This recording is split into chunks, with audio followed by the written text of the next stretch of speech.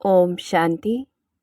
2 मार्च 2024 की मुरली में बाबा विशेष योग के सब्जेक्ट पर अंडरलाइन कराते कि यही आधार है धारणा का भी तो सेवा का भी। मार्च के महीने में जहाँ सब और उस शिव पिता को प्रत्यक्ष करने की तैयारियां चलती हैं, तो ऐसे में बाबा ध्यान खिंचवाते कि कोई भी सेवा चाहे स्थूल है या सूक्ष्म है, जब तक उसमें योग का बल नहीं है तब तक पूरा जमा नहीं होता और उसका पूरा असर दूसरों के ऊपर नहीं होता। और विशेष बाबा आज हमें चार्ट के ऊपर पक्का कराते कि हम सभी को अपना चार्ट रखना है याद का, और फिर शिव बाबा को दिखाना है धारणा का भी तो सेवा का भी। तो सबसे पहले ज्ञान के माध्यम से बाबा बताते कि जितना हम उसे जान लेंगे तो सब कुछ जान जाएंगे, वही ज्ञान है। और उसे भी कैसे जानते जाएंगे? तो योग के द्वारा ही। वही है जो सत्य है, उसका ही संग हमें ऊपर की ओर ले जाता है, बाकी सब कुसंग है। तो सबसे पहले हमें आस्तिक बनना है। आस्तिक अर्थात जो बाप को जानता है। और वो कैसे जानेंगे? तो पहली सीढ़ी ही है आत्मिक स्थिति, फिर बाबा की याद। और मूल बात यही है पढ़ाई की। पहले पहले हम बच्चों को इसी में मेहनत करनी है, क्योंकि बाबा भी देखते हैं कि इस बात की बच्चों के अंदर कमज़ोरी है। तो याद का चार्ट रखना है। हर घंटे के लिए हम अपना होमवर्क रखें याद का। फिर अपना टीचर बन के खुद ही अपनी चेकिंग करनी है। अपने दिल से हम पूछें कितना हम आत्मिक स्थिति में रहते हैं और कितना शिव बाबा को याद करते हैं। तो कैसे हम प्रैक्टिस करें आत्मिक स्थिति की? हम खुद से बातें करें कि मैं आत्मा तो अविनाशी हूँ, जो विनाशी देह को धारण करती हूँ, पाठ बजाती हूँ, एक शरीर छोड़कर दूसरा लेती, पुनर्जन्म में आती, और मुझ आत्मा का स्वधर्म शांति है। तो ऐसे खुद से बातें करके आत्मिक स्थिति को पक्का करना है। और लौकिक में भी जैसे पिता को कोई भी बच्चा एक जगह बैठकर याद नहीं करता, ऐसे ही बाबा प्रेरित करते कि उठते बैठते याद का अभ्यास करना है। वो हमारा माशूक है, हमारी उससे सगाई हुई है, वो हमारे सामने आ गया है, तो उसके साथ बहुत लव हो, अर्थात उसकी बहुत याद हो। तो जितना प्यार होगा उतनी याद होगी, और जितनी याद होगी वो प्यार बढ़ता जाएगा। फिर यही याद जब योग अग्नि का स्वरूप ले लेती है, तो इसी से हमारी सब मनोकामनाएं पूर्ण हो जाती हैं।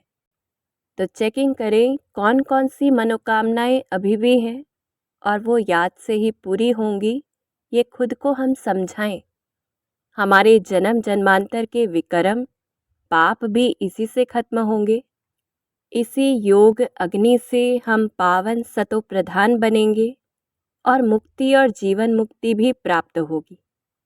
फिर कोई भी प्रकार का सुख का आधार भी क्या है, जितना हमारे अंदर पावनता की परसेंटेज है।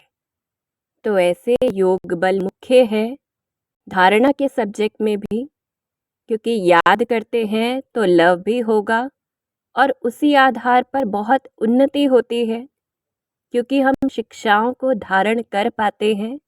जितना शिव बाबा से प्यार है, जितना उसकी याद है, क्योंकि मोटी मोटी धारणाएं ज्ञान के आधार से हम कर पाते हैं, पर उनका अंश भी खत्म हो जाए उसके लिए योग चाहिए।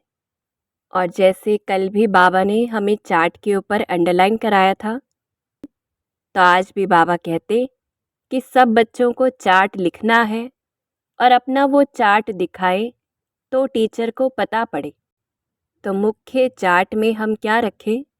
तो पहले तो आत्मिक स्थिति की प्रैक्टिस करनी है, क्योंकि जितनी देही अभिमानी अवस्था होगी तो आंखें सिविल रहेंगी और माया धोखा नहीं देगी, अर्थात हमारे कोई भी विपरीत संस्कार हमारे सामने तभी आते हैं जब हम देह अभिमान में होते हैं। फिर स्लोगन के माध्यम से भी बाबा प्रेरित करते कि किस प्रकार हम हलचल में ना आए।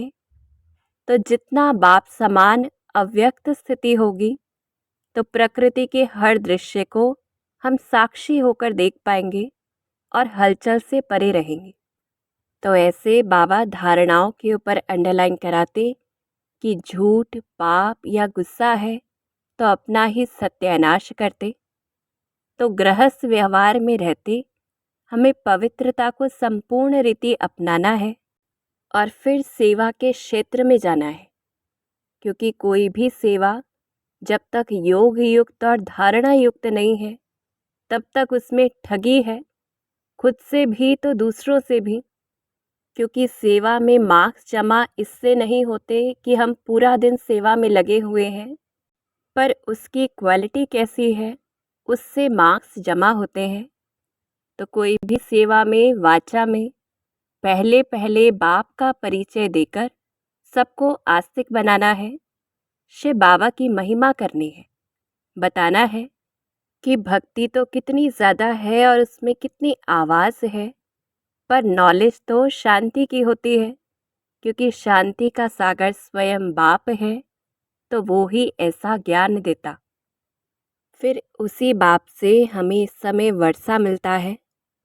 तो जब तक हम इस बात का निश्चय नहीं करवाते कि शिव बाबा कौन है, उससे क्या प्राप्त होता है, ये पक्का करवाए बिना अगर हम कुछ भी समझाते हैं किसी नए को तो वो सब वेस्ट हो जाता है।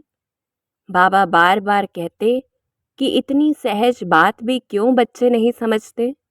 हमें ज़्यादा बोलना नहीं है, मुख्य ए और बी अर्थात आत्मा और शिव बाबा ये पक्का करवाना है। फिर आत्मिक स्थिति की भी बाबा युक्ति देते कि सभा में भाषण करते भी सभी से बीच बीच में पूछना है कि खुद को आत्मा समझते हो या देह समझते हो।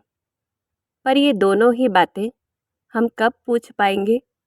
जब हम खुद आत्मिक स्थिति में शिव बाबा को याद करते होंगे। तो योग बल ही आधार है सेवा का।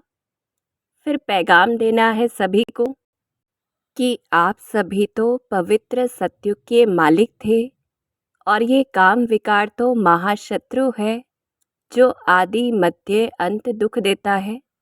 तो ये कहने के लिए भी क्या चाहिए? पवित्रता की धारणा चाहिए। फिर धर्मों का ज्ञान हम कैसे दें? तो उसके लिए बाबा युक्ति देते कि त्रिमूर्ति और गोले के बड़े बड़े चित्र मुख्य स्थान पर हम लगवा दें, जिससे मुख्य धर्म बताएं। फिर पूछना है कि वेद किस धर्म का शास्त्र है, क्योंकि वेदों से तो कोई धर्म स्थापन हुआ ही नहीं। फिर कोई कोई कहते हैं कि आर्य धर्म का स्थापन हुआ या आर्य समाजियों का धर्म है, तो आर्य धर्म तो ऐसा कोई नाम ही नहीं है। तो कोई भी धर्म शास्त्र कब कहलाता है जिससे कोई धर्म स्थापन होता है? तो ऐसे रोज़ बाबा हमें सेवा की अनेक युक्तियाँ देते, पर ये कब हो पाएगा? जब हमारे दिल में अथाह अंदरूनी खुशी हो, खुद की आत्मिक स्थिति हो, हम निर्विकारी हों और याद की यात्रा में हों, तो ही दूसरों को तीर लगेगा और उनकी बुद्धि में बैठेगा। तो इसलिए बहुत अंडरलाइन करना है कि सिर्फ सेवा में भाग दौड़ करना सेवा नहीं है। सेवा में स्थिति क्या है? वो सेवा है। और फिर स्थिति भी मर्ज रूप में नहीं, इमर्ज स्वरूप में। क्योंकि अगर योग में नहीं रहते हैं तो जौहर नहीं भरता है और फिर इतनी सर्विस भी नहीं कर सकते। तो इसलिए बाबा एहसास कराते कि खुद को आत्मिक स्थिति में स्थित कर अगर हम याद नहीं कर सकते शिव बाबा को, तो हमारा घाटा बहुत होता है जिसे हम समझते नहीं हैं। तो महसूस भी करना है और फिर बाबा आगे बढ़ाते कि बीती सो बीती, अभी से अपने को सुधारें। अपने आप से हम बैठकर आज पूछें कि वो पिता जो हमें विश्व का मालिक बनाता है, उसे हम कितना आत्मिक स्थिति में रहकर याद करते हैं। और फिर बाबा हमें सहज युक्ति भी देते याद की, जो हमें कल भी दी थी वरदान के माध्यम से, कि ब्राह्मण जीवन में हम वैरायटी अनुभूतियों के द्वारा रमणीकता का अनुभव करें, भिन्न भिन्न सर्व संबंध की स्मृति स्वरूप में स्थित हो जाएं। जितना सर्व संबंध उससे अनुभव होंगे उतना संपन्न बन जाएंगे। ऐसी संपन्नता जिसमें एक भी संबंध की कमी नहीं। और वो कैसे पता चले? तो चेकिंग करनी है कि कोई हल्का सा भी संबंध किसी भी आत्मा के साथ हमारी बुद्धि को खींचता तो नहीं है। तो ऐसे सर्व संबंधों का अनुभव करते विशेष योग के सब्जेक्ट को पक्का करना है। अच्छा, ओम शांति।